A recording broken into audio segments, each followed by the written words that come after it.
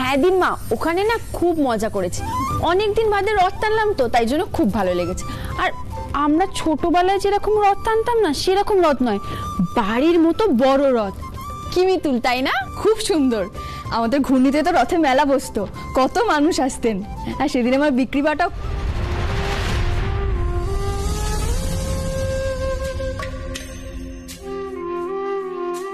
মিতুল, বাপের বাড়ি ছেড়ে শ্বশুর বাড়িতে এলে এই রকমই হয়। এতদিনের অভ্যেস ছেড়ে চলে আসা কি সোজা কথা? কষ্ট তো হবেই, কিন্তু তুমি তো সবাইকে আপন করে নিতে পারো। তোমার বাপের বাড়ির মতো তো এখানে সবকিছু হবে না। একরকম কি হয়? হয় না। দেখবে আস্তে আস্তে সব অভ্যেস হয়ে যাবে। না না ঠাম্মি, আমি তো ওখানেও ভীষণ মজা করেছি। ওনারা কত ভালো ছিলেন, কত সহজে আমাদের আপন করে নিয়েছিলেন। তাছাড়া ওখানে তো আমি আর গুগলি একা থাকতাম, এখানে আপনারা প্রত্যেকে রয়েছেন। এই তো একদম আমাদের মিতুলের মতো কথা হয়েছে কি, তাই তো? আচ্ছা, আমরা যখন সবাই তোর পাশে আছি তখন আবার মন খারাপ কিসের রে? ইয়েস প্লিজ, নো মোর মন খারাপ। আচ্ছা, সবার কথা না হয় শুনলাম, কিন্তু আমাদের বাড়ির সবথেকে ইম্পর্টেন্ট পার্সন যে, তার কথা তো শোনাই হলো না। সে কেমন মজা করলো গুগলি সোনা? আমি এতটা মজা করেছি, কোথা থেকে যে বলা শুরু করব সেটাই এখনো ভাবছি। একটা শাক দেখেছি, কি সুন্দর, আর অনেক ফল ছিল।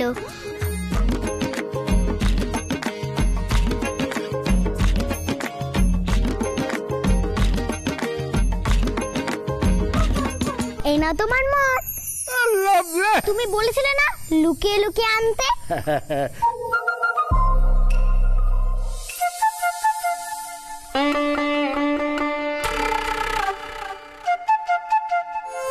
আমি না না, আমি বলিনি। তুমি তো বললে আনতে, যখন যাচ্ছিলাম তুমি বললে না লুকিয়ে লুকিয়ে করে মাছ আনবে আমার জন্য। আমি বলিনি, বিশ্বাস করো। তুমি বলেছো। এই রে, গিন্নি এক্ষুনি শুরু করলো বলে। কি আশ্চর্য! গত মাসে তোমার সুগার কত ছিল মনে আছে? আচ্ছা, তুমি কি আমার কোনো কথা শুনবে না ঠিক করেছো? ছাড়ো তো, একদিন খেলে কিচ্ছু হবে না। ও, তোমরা সবাই এসে গেছো? আমি না খাবারটা বানাতে বলে দিয়েছি। ইন্দ্র কোথায়? ও তোমাদের সঙ্গে ছিল না? ফেরেনি একসঙ্গে? আরে ও তো আমাকে বললো বাকিদের সবাইকে নিয়ে যাও বলে, নিজে বেরিয়ে গেল। সত্যি কোথায় গেল বলো তো? আমি একটু ফোন করি। হ্যাঁ, আসুন। হ্যাঁ, ওদিকটা যান, উপরে উঠে যান। হ্যাঁ, আসুন আসুন আসুন। দাদা ভাই, বলছি এইগুলো কি? এক মিনিট। আরে ইন্দ্র, কি ব্যাপার? কিছু বুঝতে পারছি না। ওখানে আমাকে বাকিদের নিয়ে চলে আসতে বললি, তাও তুই নিজে বেরিয়ে গেলি। তারপর এখন এদের নিয়ে ঢুকছি, সেটা কারা আগন্তুক কিছু বুঝতে পারছি না। ব্যাপারটা কি? হ্যাঁ বল না রে, কারা এরা? এসব নিয়ে কি হচ্ছে? কোথায় যাচ্ছে? হ্যাঁ, এক মিনিট। এই ওদিকটা যান, চলুন চলুন চলুন। আরে যা, এই লোকগুলোকে নিয়ে ইন্দ্রবাবু কোথায় গেলেন? সুমি, হ্যাঁ জামাই, ওর উপরে চলো তো, গিয়ে দেখি ইন্দ্রবাবু কি কাণ্ড ঘটালো। চলুন তো। সত্যি বাবা, হঠাৎ করে ছেলেটার মাথায় যে কি ভূত চাপে কে জানে। এই চল তো, চল। মিতুল, হ্যাঁ একবার চলো তো উপরে গিয়ে দেখি।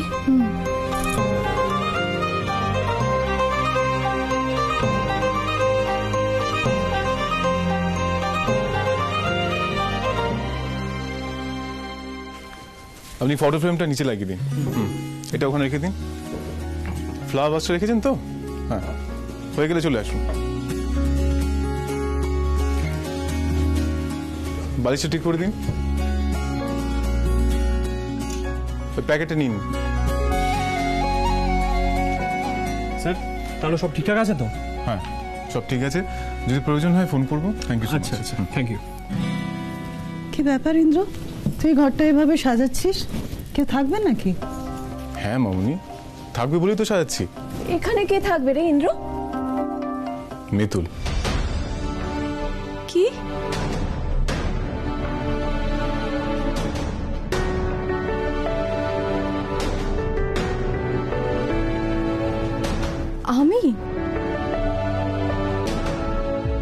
শুরু করেছে ইন্দ্র? আমি তো কিছুই বুঝতে পারছি না। আমি ওনাকে বলে দাও এখন থেকে আর স্টোররুমে থাকা যাবে না, এখন থেকে এটাই ওনার ঘর, ওনাকে এখানেই থাকতে হবে।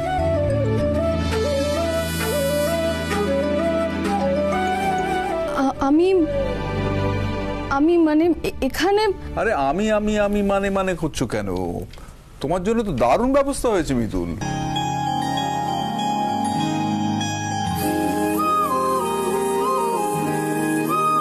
আমি আপনাকে বলেছিলাম না, আমি আপনাকে যেখানে থাকতে বলবো, যেভাবে থাকতে বলবো আপনি সেখানেই থাকবেন।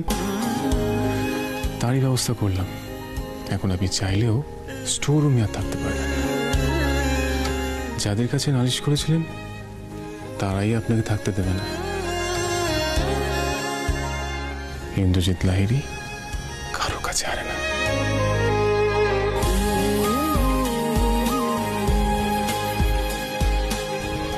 মিতুল, দাদা ভাই তোমার কানে কানে কি বললো গো? সেটা তোমার জানার দরকার কি মামুনি? এই কৌতূহল তো ভালো নয়। স্বামী স্ত্রী কি কথা বলছে সেটা তোমার জানার কোনো প্রয়োজন নেই। তুমি বরং এক কাজ করো, তুমি সরো আর পঞ্চাকে গিয়ে বলো তারা যেন মিতুলের সমস্ত জিনিসপত্র স্টোর রুম থেকে এই ঘরে নিয়ে আসে। ঠিক আছে বাবা, এক্ষুনি যাচ্ছি। দাঁড়াও কলি দিদি। কি হলো মিতুল? আপনারা আমাকে ক্ষমা করবেন, আমি আমি এই ঘরে থাকতে পারবো না। কেন মিতুল? ইন্দ্র এত সুন্দর করে ঘরটা সাজিয়েছে, তুমি থাকতে পারবে না কেন? পুলকদা, আপনি জোর করছেন কেন ওকে? ও যদি এই ঘরে থাকতে না চায়। না, আমি জোর তো করিনি। ওর ইচ্ছে না হলেও থাকবে না। প্রত্যেকের একটা ব্যক্তি স্বাতন্ত্র্য আছে, কিন্তু আমার প্রশ্ন হচ্ছে থাকবে না কেন? কি তাই তো সুমি? দেখুন, ইন্দ্রবাবু এটা পুরো জেদ থেকে করেছেন। উনি আমাকে চ্যালেঞ্জ করেছিলেন, উনি যুদ্ধে নেমেছিলেন আমাকে হারাবেন বলে। ঠিক এই কারণে উনি এই ঘরটা সাজিয়েছেন।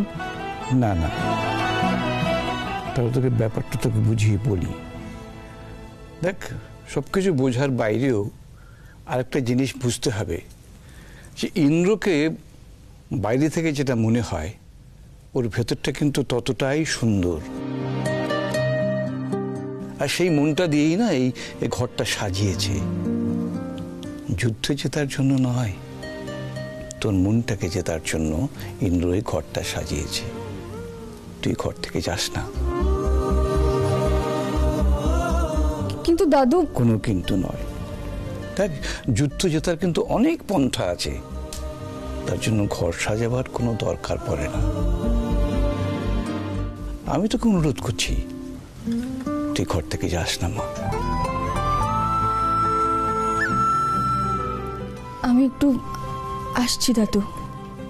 এই দেখো, আপনি কোনো চিন্তা করবেন না বাবা।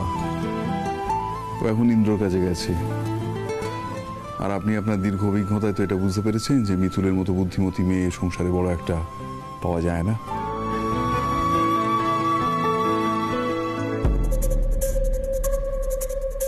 মিতুল ইন্দ্রর সঙ্গে কথা বলতে গেল না? আমি শুনতে হবে তো ওরা কি বলছে।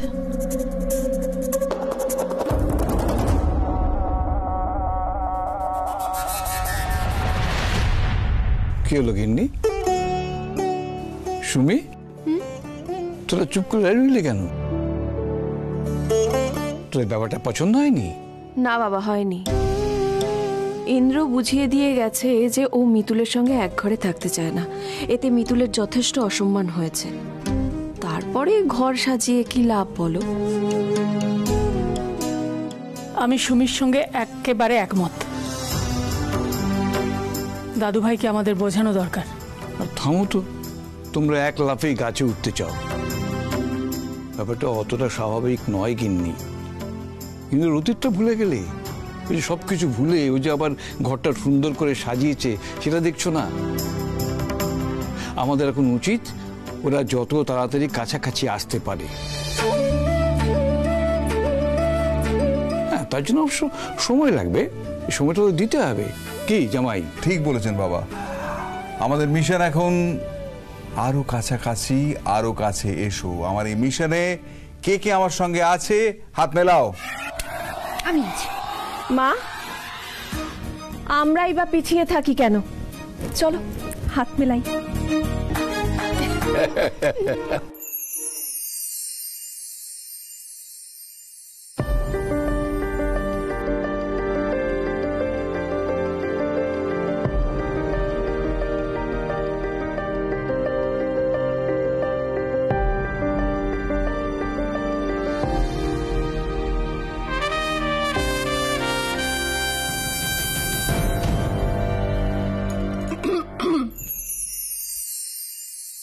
একটু শুনবেন?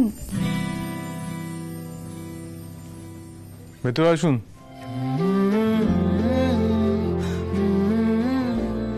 ও, আপনি তো আর ভেতরে আসবেন না। সত্যি আপনার ইগোকে না কোটি কোটি প্রণাম। বলুন কি বলবেন? আবার কি নতুন চ্যালেঞ্জ দিতেলেন নাকি? মনে করে দেখুন, শুরুর দিন থেকে আপনিই আমায় চ্যালেঞ্জ দিচ্ছেন। আমি সে কথা বলতে আসিনি। তাহলে বলুন কি বলবেন? আসলে আমার এত এত সুন্দর মানে এরকম বিছানায় শোয়ার অভ্যেস নেই, তাই। অভ্যেস নেই মানে? আপনার কি স্টোর রুমে আরশোলা, টিকটিকি এদের সঙ্গে থাকা অভ্যেস আছে বুঝি? ওই স্টোর রুমে কোনো মানুষ থাকতে পারে? আপনার জায়গায় যদি অন্য কেউ হতো আমি তাই করতাম। এখন আপনার যদি ওই বিছানা পছন্দ না হয় তাহলে একটা কাজ করুন, বিছানাটা সরিয়ে ফেলুন, কাঠের উপর শুয়ে পড়ুন। আমি সেটা বলতে চাইনি। আপনি আমার জন্য এত সুন্দর একটা ব্যবস্থা করে দিয়েছেন, এত সুন্দর করে ঘরটা সাজিয়েছেন, সেজন্য ধন্যবাদ বলতে চেয়েছিলাম আপনাকে। কিন্তু আপনি তো এক কথার অন্য মানে বের করতে ভালোবাসেন। যাকগে, ওয়েলকাম।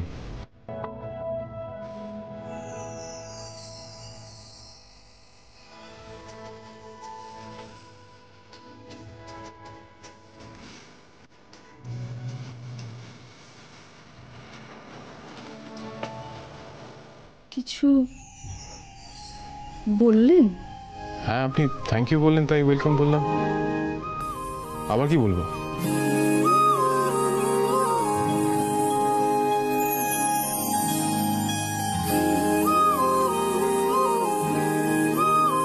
মুখে আপনি যাই বলুন না কেন, দাদু যেটা বললেন সেটাই হয়তো সত্যি।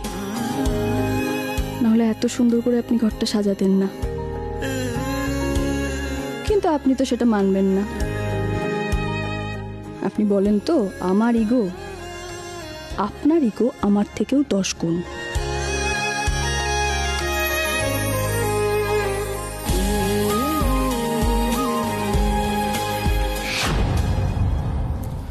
আন্টি, আমি তো ইন্দ্রকে কিছুতেই বুঝতে পারছি না। একবার মেয়েটার জন্য একেবারে গলে যাচ্ছে, একবার এমন ভাব করছে যেন ওকে সহ্যই করতে পারে না। আমিও তো পাজলড হয়ে যাচ্ছি। আজ নতুন ঘর সাজিয়ে দিচ্ছে, কাল না জানি কি করবে। একটা কিছু ভাবো সেমি, খেলাটা হাতের বাইরে বেরিয়ে যাওয়ার আগে নতুন কিছু ভাবো। আমার ঘুম থেকে উঠতে একটু দেরি হয়ে গেল, বলুন কি করতে হবে? মাইমা, আরে দাঁড়াও দাঁড়াও, এত লাফালাফি করছো কেন? তোমায় কিচ্ছু করতে হবে না, তুমি চুপটি করে বসে। এসে গেছি স্বর্ণালীদি। আমি ডালপুরির পুর ভরে একদম লেচি বানিয়ে নিয়ে এসেছি। ওরে বাবা, সাত সকালে। শোন না, বলছি কি যে এইগুলো তাড়াতাড়ি বেলে ভেজে ফেলতো তাড়াতাড়ি। এসে গেছি, আমিও এসে গেছি। বসে যা। কিচ্ছু করতে হবে না। যা মিতুল, হ্যাঁ শোনো না, বলছি কাল দাদা ভাইয়ের নিজের হাতে সাজানো ঘরে শুয়েছো বলে খুব ভালো ঘুম হয়েছে না? বেশ ফ্রেশ লাগছে আজকে তোমাকে। তুমি কি যে বলো বলে দিদি। আমি চাই চাটা ওখানে। তবে যে বলছিলি থাকবি না? আরে এরকম অভিমান আমরাও শুরুর দিকে করেছি, বুঝলি? হ্যাঁ রে শুনি, তোরা কি রে সকাল সকাল মেয়েটাকে নিয়ে কি শুরু করেছিস? আচ্ছা তুই কি ভুলে গেছিস তুই ওর পিসি শাশুড়ি? তাতে কি হয়েছে মা, আমি তোর বন্ধু হই নাকি? আরে সেটা তো মনে রাখতে হবে। প্রাপ্তি তু ষোড়শে বর্ষে পুত্রং মিত্র বদাচরেত এই 16 বছরের পর যদি বাপ ছেলে বন্ধু হতে পারে তাহলে মা মেয়ে বন্ধু হবে না কেন বাবা বলুন দেখি? একদম ঠিক বলেছো, তোমার বিবেচনার উপর না আমার ভরসা আছে। ওইখানেই তো বিরাট গন্ডগোল হয়ে যাচ্ছে। Good morning, I said good morning. Good morning. Thank you so much, thank you. Okay. Indra, আজ সকালে ফোনে এত ধন্যবাদ কাকে জানাচ্ছিলি রে? মিস্টার দত্তকে। গুগলি স্কুলে ভর্তি ব্যাপারটা করে দিলেন, তাই ধন্যবাদ জানাচ্ছি।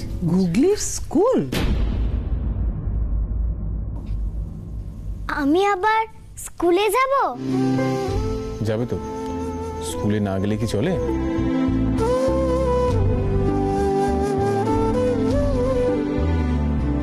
আপনি গুগলিকে স্কুলে ভর্তির ব্যবস্থা করে ফেলেছেন? আমি ভাবছিলাম আমি নিজেই আপনাকে বলবো ব্যাপারটা আর কি। হ্যাঁ, আপনার বলার জন্য অপেক্ষা করলে আর স্কুলে বোধহয় ওর ভর্তি হওয়া হতো না।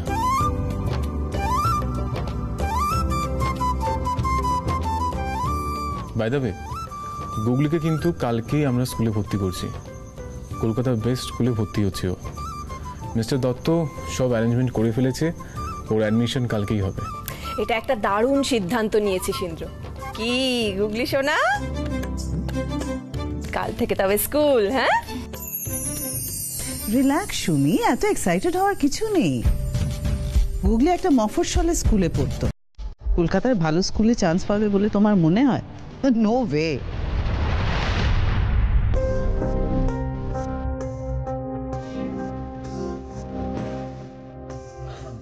আচ্ছা গুগলি, বলতো এখানে কটা ডিম সেদ্ধ আছে? 1 2 3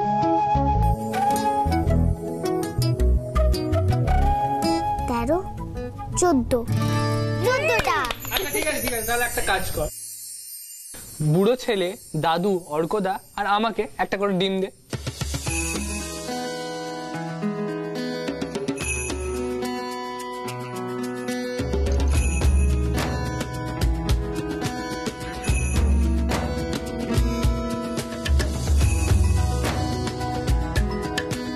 তাহলে এখন কটা আছে? তাহলে থাকে 10টা। আচ্ছা আচ্ছা, ঠিক আছে ঠিক আছে, এবার আমাকে বলতো যে এইটা এটা পেয়ারা। ইংলিশে? ইংরেজিতে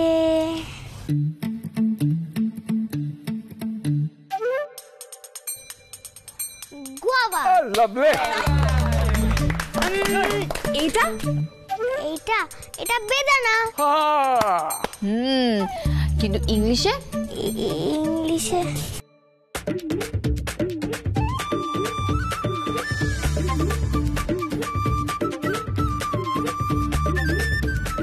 তুমি জানো গুগলি, আমি তোমায় শিখিয়েছিলাম প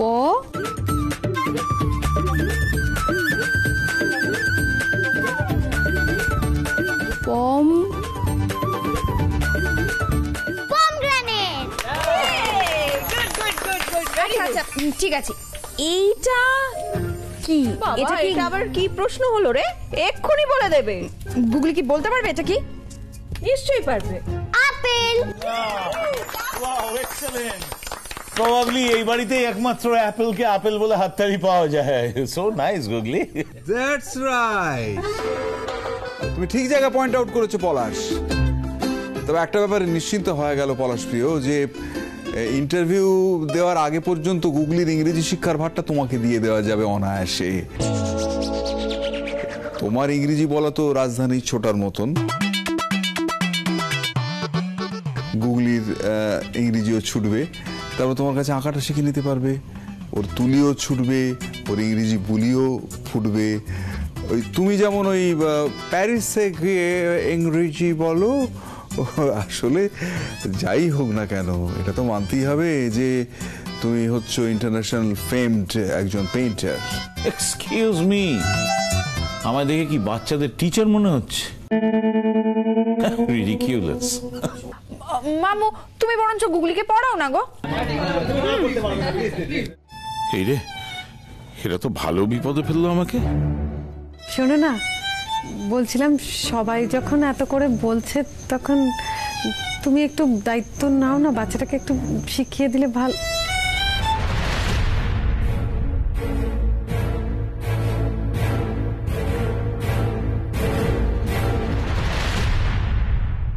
ওফ, তোরা হই ওটা প্লিজ বন্ধ কর। দেখ গুগলি ইন্টেলিজেন্ট, ও ঠিক চান্স পেয়ে যাবে। ওরম 14টা ডিম থেকে 4টে ডিম চলে গেলে কটা বাঁচবে সেটা বললে তো হবে না। যদি বড় যোগ ওরা জিজ্ঞেস করে তখন কি হবে? না না মামুনি, ও বড় বড় যোগ বিয়োগও পারে। আমি যখন পুতুল বিক্রি করতাম তখন তো ওই হিসেব রাখতো। ও মাই গড, ওটুকু বাচ্চাকে তুমি বিজনেসে নামিয়েছো, ব্যবসাতে নামিয়েছো?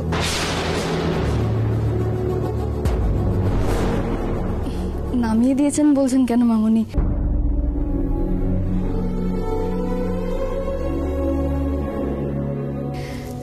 ব্যবসা কি খারাপ জিনিস? বাবা, ইন্দ্রবাবু, ওনারাও তো কত ভালো ব্যবসায়ী, কত বড় ব্যবসায়ী। চুপ করো প্লিজ।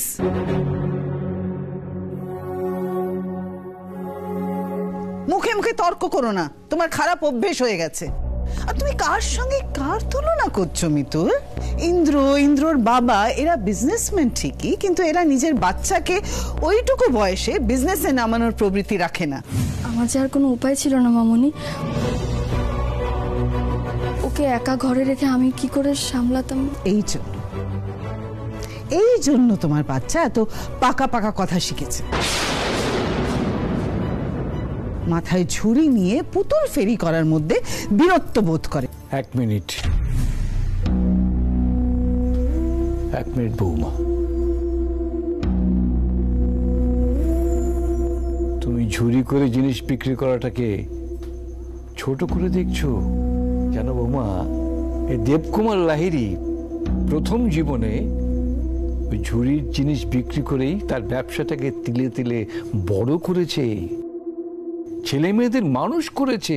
আজকে যে লাহিড়ী বাড়ির এত প্রতিপত্তি, এত নাম, সব কোত্থেকে এসছে তুমি জানো বৌমা? ওই ঝুড়ি। আমি সেদিন যদি সেই ঝুড়ি বিক্রি করাটাকে অ্যাকসেপ্ট না করতাম, হেজিটেট করতাম, তাহলে আমি এই জায়গায় পৌঁছতে পারতাম না মা। বাবা, আমি বলতে চেয়েছিলাম যে, বুঝেছি বৌমা, আমার যথেষ্ট বয়স হয়েছে, আমি সবটাই বুঝি। তুমি একটু আগে বলছিলে না যে মিতুল গুগলিকে নিয়ে জায়গায় জায়গায় ফেরি করে বেড়ায়? তুমি জানো এই ফেরি করে বেড়ানো গুগলির এই যে কত মানুষের সঙ্গে ইন্টারাকশন, কত মানুষ দেখতে পাচ্ছ গুগলি, এটাকে ইংরেজিতে বলে তোমরা এক্সপোজার। আচ্ছা বৌমা, তুমি একটা কথা বলো তো, ব্যবসা তো ব্যবসাই, ঝুড়িতে জিনিস বিক্রি করাটাও ব্যবসা। একটা শপিং মলে একটু দোকান থেকে জিনিস বিক্রি হওয়াটা ব্যবসা। কোনো জিনিসকে তুমি ছোট করে দেখো না মা।